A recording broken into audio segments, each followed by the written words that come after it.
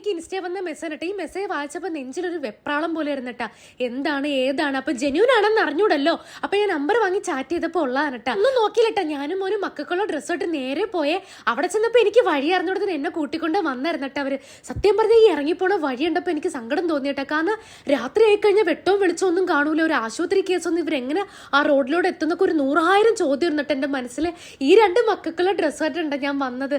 സത്യം പറഞ്ഞ ഇവിടെ വന്ന മക്കളെ കണ്ടപ്പോൾ എനിക്ക് ഭയങ്കര സന്തോഷം തോന്നിയേ. 3 വയസ്സോ 5 വയസ്സോണ് പറഞ്ഞിട്ട്. എനിക്ക് നേരിട്ട് കാണത്തോണ്ട് അളവൊന്നും അറിഞ്ഞൂടാ. ഞാനൊരു ഉദ്ദേശം വെച്ചാണ് ഡ്രസ്സ് എടുത്തത്. ഞാൻ ആ ഡ്രസ്സ് എടുത്തോണ്ട് അവർക്ക് ഇട്ടുണ്ടപ്പോൾ എനിക്ക് ഭയങ്കര സന്തോഷം തോന്നിയിട്ടാ. പിന്നെ ആ മക്കളെ ചേർത്ത് നിർത്തിയായിരുന്നേ. ആ ഇളയാളാണെങ്കിൽ ചിരിക്കാനൊക്കെ ഇത്തിരി പാടാണ്. മസിലൊക്കെ പിടിച്ച് നിൽക്കുന്നുണ്ട് കണ്ടില്ലേ. എന്തായാലും സ്കൂൾ തുറക്കാൻ നേരത്തെ അവർക്കുള്ള ബാഗും ബുക്കൊക്കെ ഞാൻ എത്തിക്കാന്ന് വാക്ക് കൊടുത്തിട്ടാണ് വന്നത്.